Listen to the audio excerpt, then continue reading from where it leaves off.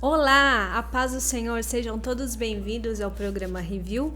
Hoje estamos iniciando a quarta temporada da série Raízes, onde nós estudamos e aprendemos na mensagem feita pelo pastor Alain sobre a salvação pela graça.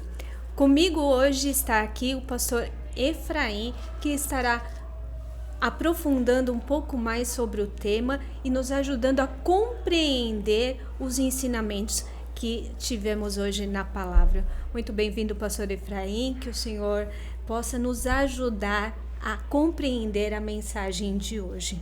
Pastor, o pastor Alain começou falando sobre o tema de hoje, né? Ele está em Efésios 2, do verso 1 ao verso 10, que fala da salvação pela graça, e a pergunta inicial que ele fez é: o que é a salvação pela graça? E eu gostaria que o senhor respondesse isso para nós. A paz do Senhor, é um prazer estar aqui, né? E falar desse assunto tão importante, né? Que a igreja aqui de Vila Medeiros, através dessas séries Raízes, ela procura aprofundar aquilo que nós cremos, aquilo que nós defendemos. E hoje o pastor trouxe esse assunto, salvação pela graça, né? E é muito importante. Graça é uma coisa maravilhosa. É uma coisa que nós precisamos muito pedir a Deus, que a gente possa ter um entendimento disso, né? A gente fala muito em favor imerecido, né? Ao contrário de misericórdia, né? Eu estava até comentando com você antes aqui, que misericórdia é o fato de Deus não nos dar aquilo que nós merecemos, né? Pela misericórdia dele, porque nós merecemos é o castigo, é a morte, mas pela misericórdia dele nos dá. Mas ele nos dá a graça, que é aquilo que a gente não merece, né? Então a gente trabalha esse assunto. E o apóstolo Paulo em Efésios, nesse texto que o pastor trouxe, de Efésios no capítulo 2, ele foi muito feliz, né, em mostrar, e o pastor trabalhou muito nisso, e a gente pode até comentar um pouquinho sobre o passado, o presente e o futuro dentro desse texto do versículo 1 ao versículo 10, né? Então nós vamos tratar dessa coisa maravilhosa que é a graça de Jesus Cristo. Sobre o passado, né? O passado nos leva lá à queda humana, quando o ser humano escolheu pecar contra Deus. E isso acarretou para todos nós o pecado de geração em geração, até os dias atuais. Então, o que o Senhor tem para falar para nós sobre essa questão? Então, quando a gente fala do passado, a gente pega aqui em Efésios, no capítulo 2, do versículo 1 ao versículo 4 aqui, e o pastor trouxe bem esse assunto para nós hoje, que a gente vê qual era a nossa situação depois do pecado original lá no Éden, né? Então ele vai dizer isso: vocês estavam mortos em suas transgressões, pecados, nas quais costumavam viver, quando seguiam a presente ordem desse mundo, o príncipe do poder do ar, o espírito que agora está atuando nos que vivem na desobediência. Quer dizer, a gente vivia dentro disso. Nós estávamos vivendo nesse lamaçal, né? Do pecado. Nessa imundície toda, né? E isso, viver nisso, significa morte, significa destruição, né? Ele diz assim: anteriormente todos nós também vivíamos entre eles, satisfazendo a vontade da carne, né? Seguindo nossos desejos, nossos pensamentos. E assim que o homem vive, sabe? A vida sem Jesus é uma vida de derrota, uma vida, os nossos desejos, nossos pensamentos estão voltados só para o mal. Para destruição. Para destruição, aquilo que nos leva à morte. Então o nosso passado era esse. Se a gente parar para pensar, quem somos nós, né? Existe algo ruim dentro de nós, né? Então a vida sem Jesus, isso aí se identifica muito, né? Muito forte. Então, no nosso passado, nós estávamos dentro disso, desse lamaçal do pecado, né? O senhor me fez lembrar que na mensagem o pastor Alain, ele até falou que quando nós olharmos para nós mesmos, se nós acharmos alguma coisa boa dentro de nós, já está errado, né? Nesse do passado, porque sem Cristo, isso no momento que o pastor falava, me lembrava muito de Jesus falando, né? Eu sou a videira, vós sois os ramos, sem mim nada podeis fazer, que é o que traz para o presente, né? Ele até usou a questão do Isaías 64, porque a gente tenta às vezes mostrar que nós temos alguns atos de justiça, né? E tem muita gente que pensa assim, mesmo os crentes, né? Fazer alguma coisa boa, pensa que isso vai dar algum resultado bom perante Deus. Mas ele fala que a nossa justiça é igual trapo de imundícia. Então isso é para a gente poder entender que não são os nossos atos de justiça, quem somos nós, né? Então o nosso passado é terrível. Ele até citou que se fôssemos juntar todos os nossos atos de justiça, né, as nossas obras, não chegaria nem a centavos, se fôssemos comparar com dinheiro, né? Não chegaria a centavos, não chegaria a um centavo de R$1, né? Que hoje em dia 1 centavo não é absolutamente nada, né? Então eu achei muito interessante. E aí a gente trazendo isso, eu achei um pouquinho antes lá, quando ele falou da graça, ele falou assim, a graça, ela abrange diversas áreas. A gente fala da graça da salvação, né? Mas o fato de nós estarmos aqui hoje, vivos, respirando, é pela graça, né? Eu achei muito interessante isso. A criação é pela graça, o trabalho que nós temos é pela graça, a saúde que temos, o ar que respiramos, tudo é favor de Deus, né? Tudo é graça. A gente abrange pela salvação, que claro, sem a salvação nada podemos fazer, mas a graça, ela abrange muitas coisas, tudo, né? Vamos dizer assim, tudo. Porque Deus é o mantenedor de tudo. E Ele faz isso pela graça dEle, né? Então, de uma forma geral, ela vai abrangendo todas as coisas. Agora, quando se fala em salvação, quais os atos que nós podemos fazer para alcançar essa salvação? Nada. Então, aí a gente tem que trabalhar muito essa questão da graça da salvação. A graça da como salvação. que nós alcançamos isso, né?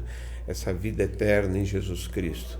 Só através daquele que Ele fez na cruz. Porque tudo que tem aqui no natural é passageiro, né, pastor? Tudo que a traça e a ferrugem vão corroer. Então, tudo aqui é passageiro. O nosso alvo é a vida eterna. E não existe valor algum, atitude alguma que possa pagar isso, né? Porque foi preciso um alto preço para que nós pudéssemos viver isso. Comenta pra gente, pastor, o que quer dizer esse alto preço? Então, aí ele traz para o presente, né? A gente vivia nesse lamaçal. Aí, o apóstolo Paulo aqui em Efésios, a partir do versículo aqui 4, ele fala assim, todavia, é interessante isso aqui, né? Ele conta assim, nós estávamos envolvidos em tanta coisa ruim, mas todavia Deus, que é rico em misericórdia, pelo seu grande amor que nos amou, deu-nos vida com Cristo, quando ainda estávamos mortos em nossas transgressões. Então significa isso aí, né? Significa agora uma vida transformada, mudada por Jesus Cristo, né? Que nos tirou dali, né? Então ele vai dizer assim, pela graça vocês são salvos. Nós estávamos envolvidos lá no lamaçal, envolvidos em pecado, nas nossas transgressões. Agora, Deus, pelo grande amor dele, que nos amou, ele nos tira daquela condição ali, né? E nos traz agora para a vida. Através de quem? De Jesus Cristo. Então, lá naquela cruz, lá, ele derramou o sangue dele, aquele sangue nos purifica de todo o pecado, né? Então, ele vai dizer, agora Deus nos ressuscitou com Cristo e nos fez assentar nas regiões celestiais com Cristo Jesus. É por isso que o apóstolo Paulo, lá em Colossenses, ele vai falar, vocês já estão mortos e a vossa vida está escondida com Cristo em Deus, né? Estamos escondidos com Ele, já estamos lá, né? Vivendo já essa vida aqui, só esperando agora a volta dele para nos levar lá juntinho ao Pai. Lá, ansiando por essa volta. Por isso que os dias atuais tem se falado tanto, né? Jesus está voltando, atente-se porque Jesus está voltando. Então nós estamos ansiando pela volta de Cristo, por quê? Porque nós desejamos viver ao lado dele esse amor, essa misericórdia, essa graça salvadora, né, pastor? Nós estávamos já vivendo, né, uma vida de morte, né, de condenação, e agora ele nos ressuscitou com Cristo, né? Ele nos fez assentar nesses lugares celestiais, ele vai dizer aqui, para mostrar nas eras que onde vinha a incomparável riqueza da sua graça, demonstrada em sua bondade para conosco em Cristo Jesus. E ele reforça, porque vocês são salvos pela graça por meio da fé. Isso não vem de vocês, olha, ele vai tirando de nós qualquer desejo nosso, mérito nosso, né? É dom de Deus, não por algo para que ninguém se glorie, né? O homem pode se vai descer, né? Eu não somos nada, não. Tudo pela graça, né? Tudo pela graça. E é graças a Deus que nós estamos aqui vivendo enraizados na palavra. Pastor, eu gostaria que o senhor fechasse sobre esse tema. Se o senhor tiver mais alguma coisa para complementar que eu tenha me esquecido, pode falar. E se o senhor fica com a palavra final para fecharmos o tema de hoje. Ele encerra aqui no capítulo 10, que ele fala assim, né? Para deixar bem claro, e o pastor foi bem enfático nisso, nós devemos entender bem isso, que nós, ele fala assim, porque fomos criados, criação de Deus, realizada em Cristo Jesus, para fazermos boas obras, as quais Deus preparou antes para nós as praticarmos. Então nós agora, salvo pela graça agora, para praticar as boas obras, né? Para viver em obediência a Deus. Então isso reforça agora a necessidade do crente ser obediência a Deus, aos mandamentos de Deus, à vontade de Deus, né? Fazer a vontade do Senhor, né? Então Deus espera isso de nós. Então o nosso futuro agora é vivermos daqui para frente agora, fazendo a vontade de Deus, fazendo conhecida essa graça também, sabe? Anunciando esse Jesus, que um dia nós vamos viver eternamente com Ele, sabe? E ele deixou uma frase interessante, né, que ele pôs lá, que graça é também um poder capacitador de Deus para vencer o pecado. Eu gostei dessa frase aqui, né, porque isso bate com aquilo que Tito fala lá no capítulo 2, e o pastor até mencionou isso, e é interessante, né, nós podemos agora, com essa graça, ter força, né, através do Espírito Santo que habita em nós, a vencer todas as tentações malignas que vêm sobre nossas vidas.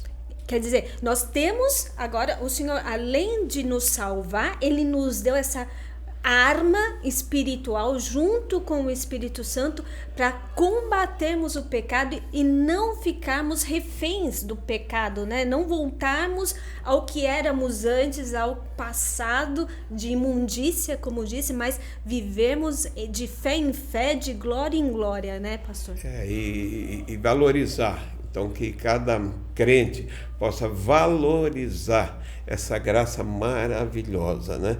E Deus dá para nós condições para que a gente possa viver debaixo dessa graça, fazendo a vontade de Deus até o dia glorioso da volta do Senhor Jesus Cristo. Aleluia. Se o senhor quiser dar uma palavra para os nossos irmãos. Eu acho que toda essa preparação da igreja, quando ela fala em raízes e trazendo essas mensagens como hoje, a salvação pela graça, é de nós ficarmos bem atentos para isso, para que nós possamos caminhar firmes ao lado de Jesus, né? E é uma preocupação da igreja e deve ser uma preocupação de cada um de nós. Que Deus nos abençoe, abençoe a mim, o Sergiane que está aqui, os meninos que estão aqui com a gente, mas a você também que está nos vendo e ouvindo, que Deus possa nos fortalecer para que nós possamos estar firmes até o dia glorioso da volta dele. Amém.